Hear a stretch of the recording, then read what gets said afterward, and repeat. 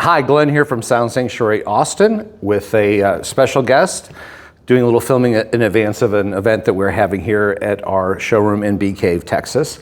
Philip O'Hanlon from On a Higher Note is our guest tonight to speak about all things analog and the beauty of music and how it speaks to our soul. Welcome, Philip. We always do these little chats and see what we have to say about music and how we can enjoy it with a great system at home. You know, I think that tonight should be absolutely wonderful because music absolutely resonates with so many people, and there are so many people, so many music lovers out there who are unaware of Sound Sanctuary and unaware of the services that you provide.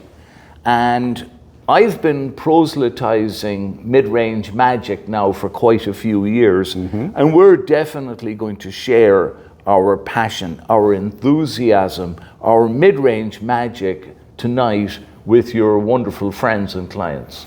Mid-range in the span of frequencies, not mid-range in necessarily equipment. Our equipment is beyond mid-range. It's on the amazing range. Yeah. No, listen. Well, what does that mean? So the mid-range magic is, from an audiophile perspective, instead of focusing on resolution, we say that really, if the music doesn't connect with your heart, if the music doesn't connect with the soul, then basically something is amiss in the system. And this is where a lot of people need help from a qualified dealer in achieving the mid-range magic, because they are, in many cases, are not familiar with the synergy of the room to the components to the music, and then finally, obviously, to the actual listener. Okay. And if they haven't arrived there, you know, the music misses that magic. And tonight, for example, with the mid-range magic, it literally is a case where we turn the lights down low, we'll have some candles scattered around the room, and when people are listening to the music, they will hang on every note. So it's not about the specs and numbers, really. Sometimes audiophiles get too hung up on, or certain reviewers, it's all about the numbers. And maybe that's not as prevalent as it used to be, because numbers are usually kind of rubbish in terms of the musical enjoyment. But agreed. So how does it peek through? How do we get to what's the most important thing of that synergy? The synergy, really, I mean, look, it starts today with the ATTA Mandolin cartridge that we're literally introducing ATTA and the mandolin as the very first product from this brand. We're introducing this to North America tonight, actually. And it'll be the first time we've ever shown this cartridge in public in North America. Well, we're honored. Yeah. And so we start there. We're using a Fikert Volaire turntable into a Moon River 505 phonostage. And then actually you're going to fill me in on the D'Agostino preamp and monoblocks. So we have a D'Agostino Momentum C2 preamp, so that's from the Momentum level. And at the moment we have a pair of monoblocks from the Progression family, the Progression M550s. We put these monoblocks into the system in the last 2 weeks and got to experience what having a separate amp for each channel can mean, and it's taken the system to a new level. And then recently, actually today, I connected the new ATTA X grounding system to this whole rig. So each of the components has a ground cable to it, to the ATTA X box, which silences the RF and EF being generated by each component, and it dumps it to the Everest X power conditioner here in the system. And it's like getting a component upgrade, like improving your preamp with the quality of what happens when you keep that Shinyata system in the power train and the grounding system all unified with their technology. And we found a lot of success with that. So hopefully we can arrange some demos for our patrons. We don't have an extra ATTA X to send home with you, but we have other ATTA products to try at home, and I think you'd be kind of surprised with what it can do. And we've got the Alex V speaker from Wilson as our transducer tonight.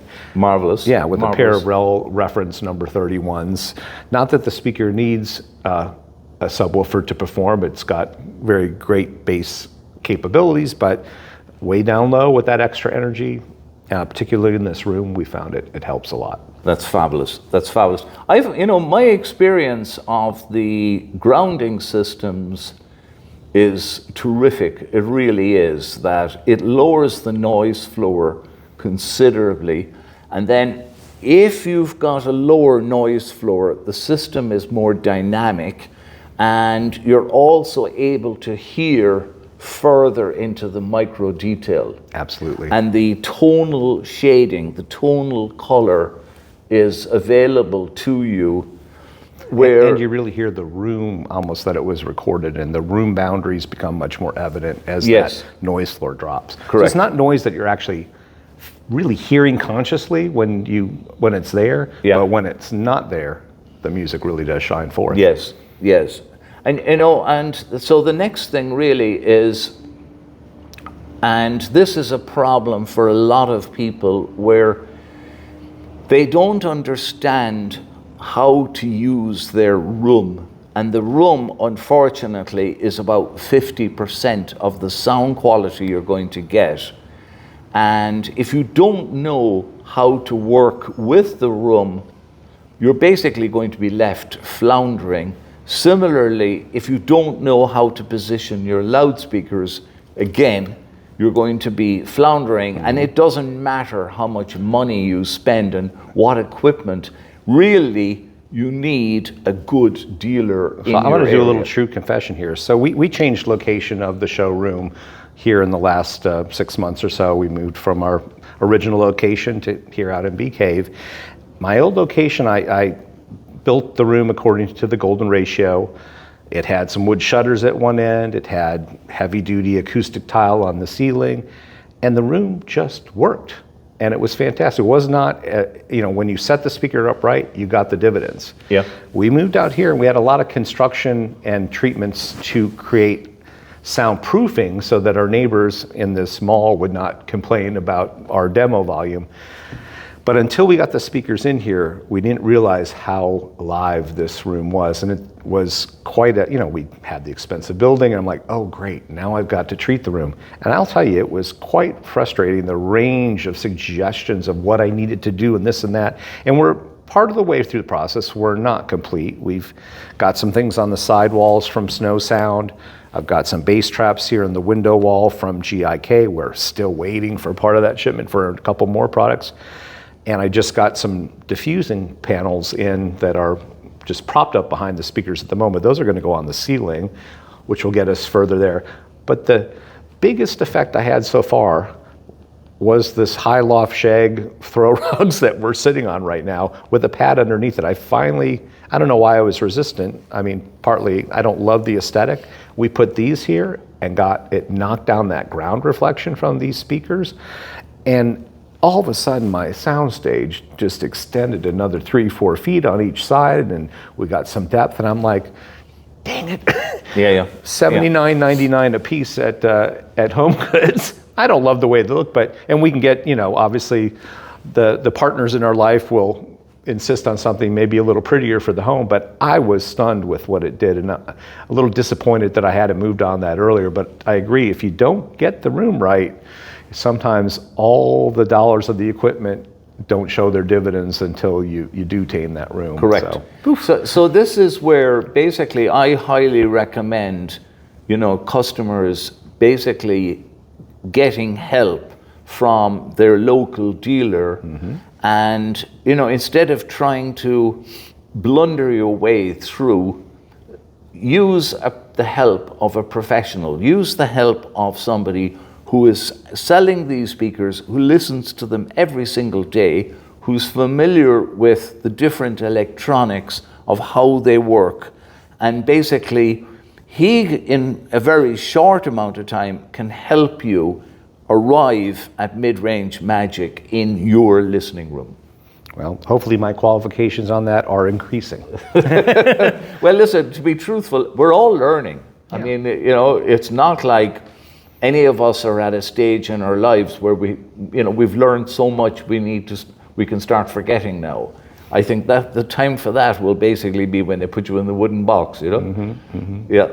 Maybe we just expound a bit on what. Talk about the range of recordings. People hear about special pressings, or there's the UK pressing versus the US pressing. How do you know what the good one is? Other than trial and error, is there? There is a certain amount of trial and error. But for example, if you hear a piece of music that you like, and it's, for example, on London in the US, as a general rule, the Decca out of the UK will sound better. Okay. So a British recording, the best is going to be, as a general rule, the British pressing, first pressing, is the one. Is that because that was the original source tape that they did correct the blank out of? Yes, and similarly on an American album, you'll find that the American first pressing is what you should look for. And then the reissues nowadays, you got to be very careful with, right? No, Well, some of them are CD files that are put on vinyl, and Yeah. they're like, "Where's the color? What happened?" Yeah. I made those mistakes early in my vinyl journey. Yeah, I stay away from the kind of cheaper labels that basically hijack these recordings and they put them out, and you'll find them like half the price of, say, an Analog Productions or a MoFi, and they're half the price. And honestly, they're not worth buying. Yeah. They're really not worth buying, because what's happened is their source is going to be like a CD or something like this, and they lay this out and what's happened is the copyright has expired. Oh, and they're just taking advantage of. And they're just taking advantage of the fact that the copyright is no longer enforced, and so they can lay this off and sell however many thousands of these around the world, and they're cheap. Then, of course, there's the 45 RPM editions of things too. So it's just a matter of more surface area of that vinyl devoted to the same signal. Yes. And therefore more detail. And you got to get up and change the record more often. But you know what? But listen, hey, there's a lot of people could do with some more exercise. Not you and I. Yeah, exactly. Yeah. So as regards the 45s, for example, that Stravinsky, Petrushka, Abado with the LSO that was recorded in the early 1980s by Deutsche Grammophon. Interestingly enough, they made the decision to put that out on 45. Okay. And normally you get better bass, and you get, a touch more dynamics at 45. The negative is that the playtime is affected. Especially of a long symphonic piece. Yeah. So, they can't make it play as long. On this one, it's interesting. They've got 13 minutes on one side and 19 minutes on the other. And I've actually never seen 19 minutes before on a 12-inch record at 45. But yeah, I have no idea what that was, but we'll edit that one out. Yeah. Go ahead. Anyway, so yeah, I've never seen 19 minutes on a long playing record at 45 RPM before, but hey, in fairness to Deutsche Grammophon, it sounds They figured stunning. it out. They figured it out. It sounds stunning. Now, of course, it helps that there is no bass as such, like there's no continual bass notes from a drum that really and take up also from like either electric bass or acoustic bass, because the bass energy takes up a huge amount of space on the vinyl. So is there a chat board or something where people can come upon lists of these prime cuts or prime editions of things that you know of, or? I mean, I guess a lot of the stereo equipment magazines have sections about them at times, and there's an annual list from the Absolute Sound. These are the reference recordings. Sure. I mean, for myself, I would go to the Steve Hoffman forum and see what people. So, for example, if I want to buy, there's a new on MoFi Joni Mitchell Hey Era, which I know that you like, and at 2 albums of 45 RPM, and that's one of their one-step process, and at $125, it better be good, right? Yeah, but if it's one of your albums, then you do that. Exactly. You don't do that for your whole collection, but there's certain ones that you know that you come back to all the time. Agreed. So then it makes perfect sense. For example, if I want to know whether such and such an album, how it's being received, I'm going to go to the Steve Hoffman forum, and I'll go to Reddit, and you know, you got to be careful with the reviews, because depending on the reviewer, people have different agenda, right? So you got to be careful there. But as a general rule, the audiophile pressings are made for audiophiles, and typically you get more bass and you get more high frequency extension. It doesn't necessarily mean that it makes it more musical and more engaging. It just makes, and sometimes the labels get it completely wrong. Yeah. Right? There was a reissue of J.J. Cale's, one of his early albums called Naturally. And I have the first US pressing, I have the J.J. Cale box set of his first 6 albums, and then I have the reissue, and interestingly enough, sonically, the reissue has better bass and more high frequency extension, except the guys clearly never read the memo from J.J. Cale, who would have told you that's not what he's about. So J.J. Cale was an American singer-songwriter, fabulous guitarist, and he's very much the kind of guitarist's guitarist. So, for example, people like Eric Clapton and Mark Knopfler were great friends of his, and they had tremendous respect for this man. And the interesting thing is, when you listen to his music,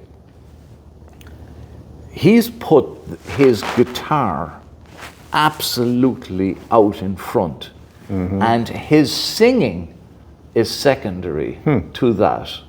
So it's not what you expect. And a different balance than most recordings, you're saying. Exactly. So when you basically when you lower the bass and you extend the high frequency and you thin out the mid-range, you miss the whole point of the J.J. Cale experience. Got it. Right? And that stuff is incredible if when you're in the mood, when you're in the zone for J.J. Cale, you're basically drinking an absolutely knockout wine, as of course would be recommended by Dr. Meyerndorf here, right, who will tell you... Only the finest wine. Exactly. And he'll tell you which vintage and which side of the vineyard that you need. I don't know if I know that, but I could fake it, I guess. I've forgotten most of that. Yeah. Anyway, so look, terrific wine, terrific whiskey, great company, terrific music, well set up room. What else can you ask for? I mean, life is great. I was going to say that, hey, kind of 20, 30 years ago, I used to work in the movie business, and I was a visual effects producer. And I used to work with many famous film directors. And the interesting thing was, when I took them to the facility that I was running, the directors had absolutely zero interest in all the technology. I mean, it was hilarious. I mean, honestly, they couldn't care less what we were using. If I told them we have a stick, we have a stick here, and we have a rubber band, and we're able to achieve all of this with this simple stick and a rubber band, they'd have been perfectly happy. And similarly, you know, it comes down to things like the MoFi, the one-step reissues. To be frank with you, if it sounds better to my ears, I'm happy to pay the $125. And truthfully, I don't care myself how they got there. I mean, it's the end result. We've already had the controversy and the scandal about that, but in the end, they were great sounding records, and people didn't know to complain until they were given a reason to complain, right? Correct, correct. Well, and then oftentimes, you know, just finding the 50-year-old piece of plastic in a used record bin can unearth treasures. I mean, I've rarely been disappointed with a $4 buy at my local used record place. I went through a phase where, particularly like funk stuff, it's like, look at these guys with amazing afros in the 70s. I have never heard of this artist. Let me give it a try. And I would say 80% of the time, I'm like, this is great. I love the randomness of record searches like that. It doesn't always have to be well researched, I guess is my point. Yeah. No, listen, the interesting thing is I am playing with my friends some records, let me be specific here. I'm talking about the earliest long play records. And for example, there's a 10-inch of Duke Ellington's The Liberia Suite. And this Liberian Suite was recorded in 1948, and Duke Ellington has people like Oscar Pettiford and Johnny Hodges, your man Ray Nance, and on violin. And oh my God, the interesting thing is this was recorded to lacquer. And what we're hearing is literally Duke Ellington and his band in 1948 in your listening room. And this is so palpable. And when you've got the system dialed in perfectly, it takes you right there, huh? Oh, I mean, listen, you just close your eyes and you are absolutely certain that everybody is there in the room with you and that you are in this unique and historic occasion. Life is great. And that's mono. And that is mono. And honestly, I've got a bunch of records I brought with me here, including the Frank Sinatra Songs for Swinging Lovers. And honestly, if the previous album was In the Wee Small Hours, which is a bit of a downer. I mean, I'm not saying that, of sad and depressing songs can't be wonderful. Like one of my favorite Sinatra albums is Sings for Only the Lonely, which is, kind of slash your wrists and kind of hang yourself kind of mood. But nonetheless, it is amazing music. Frank is in great voice. Now, the opposite to this is the Songs for Swinging Lovers. And that is so up-tempo, so upbeat. And Frank is in incredible voice. This would be in mono in the mid-50s. And this is using the Nelson Riddle Orchestra. Oh my God, life doesn't get better than this. I mean, this is going to knock people's socks off. That's what I love about when you have a quality music system in your home. Like, you might not think that you're a Frank Sinatra fan. Let's say if you're 30, 40 years old, like, oh, that's, my parents' music. Correct. But when you have a great system and you give it a try, your tastes, I don't know, my tastes have been tremendously broadened by having a great system in my home. It's like, man, this stuff is great. I'll listen to that much more so than some of the CDs that I was buying in the 90s, which it had to be I don't know. I can't do a whole cut of that anymore. So, Yeah. but I'm getting old. That's part of the maturation process, I guess. Well, look, the thing is that it's interesting because I think I was saying to you yesterday that I played a Santana Abraxas that I bought in 1971.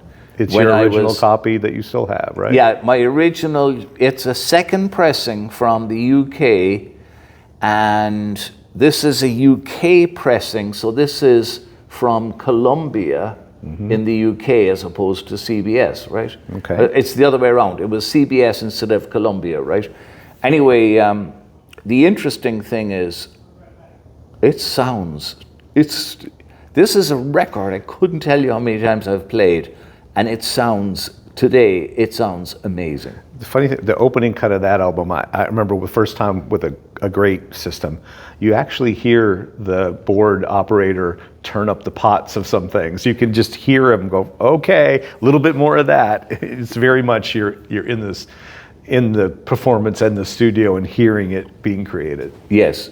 I mean, that's Singing Winds and Crying Beasts. An absolutely monster of an album. And it's interesting that the first side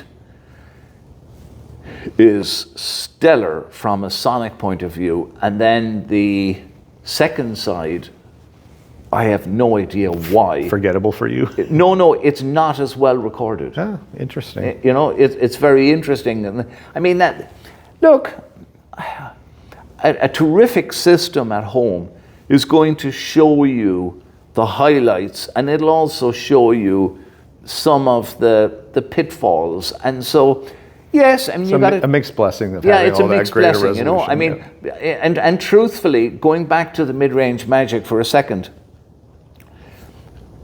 you could say to me, oh, Philip, I could basically turn down the treble a little bit and not give you so much bass, and that would pronounce the mid-range more.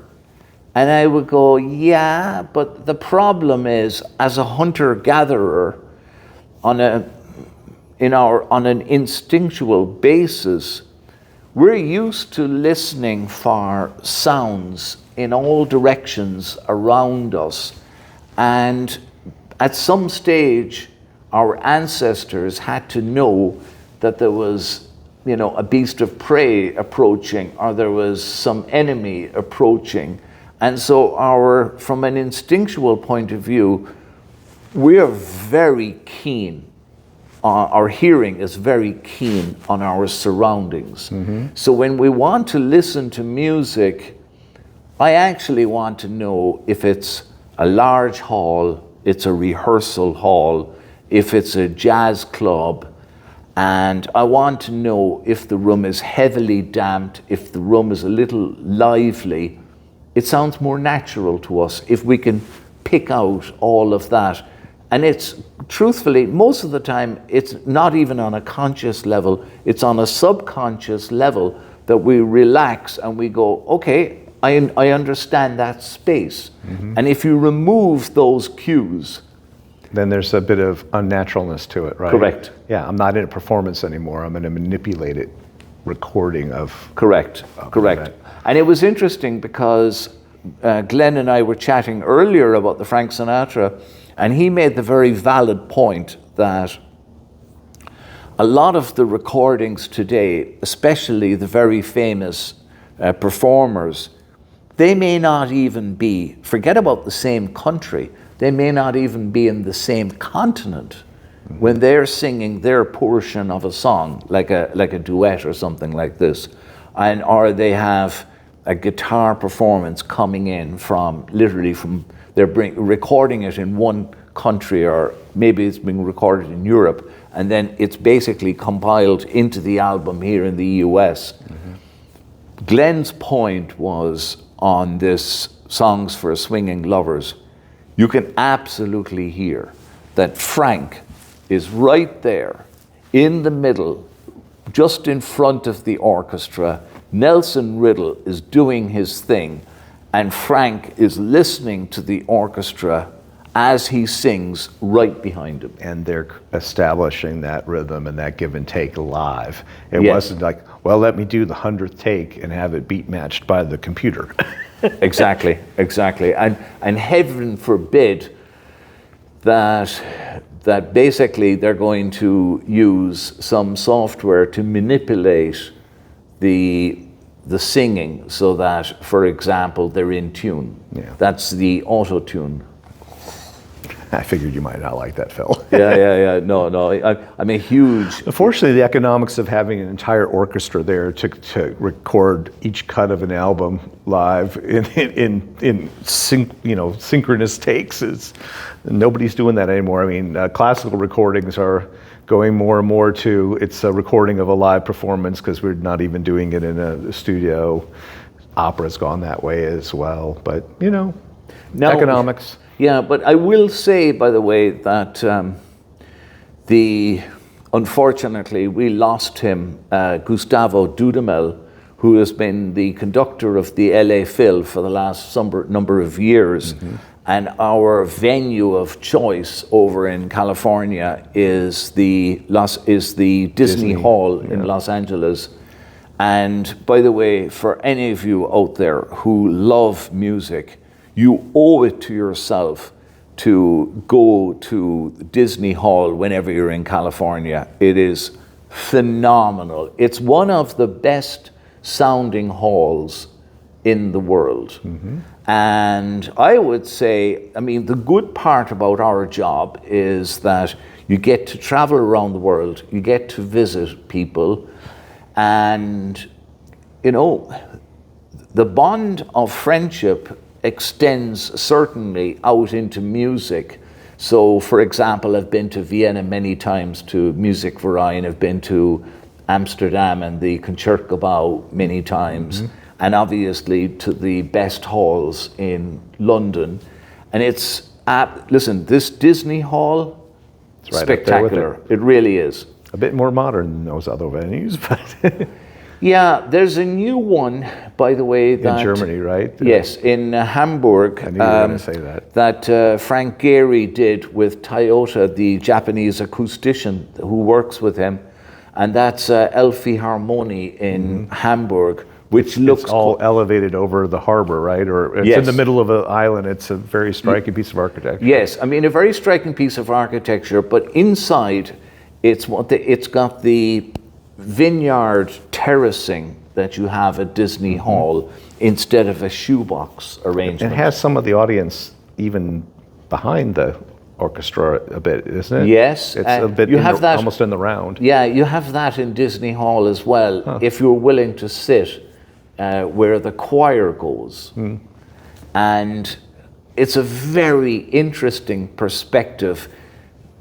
You're too close, for example, to the whole brass. Blended thing sometimes. Yeah, you don't get the blend like you get when you sit out in front of the orchestra. When you're behind the orchestra, you definitely get the brass and the percussion, and you're right up next to them, but it's very exciting. Yeah, interesting. Fabulous stuff.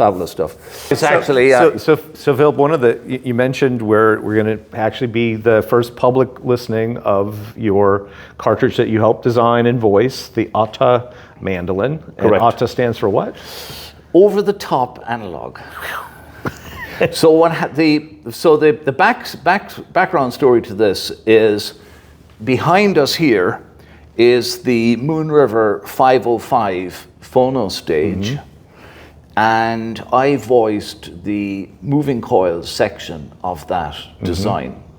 So able to handle 4 different tone arm inputs or 4 separate turntables.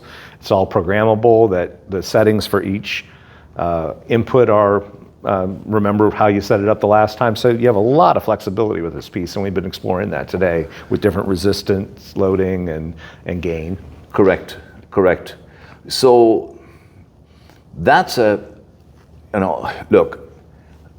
the first piece we bought to put on our floor from you, Phil. Correct. It's how we've been talking for years, but correct. That's on our floor here. So please come in and have a listen. Exactly.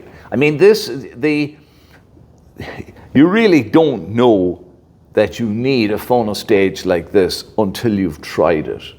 And you realize then that the flexibility is absolutely critical, because, for example, you put on an album and it's a little too bright. Well, guess what?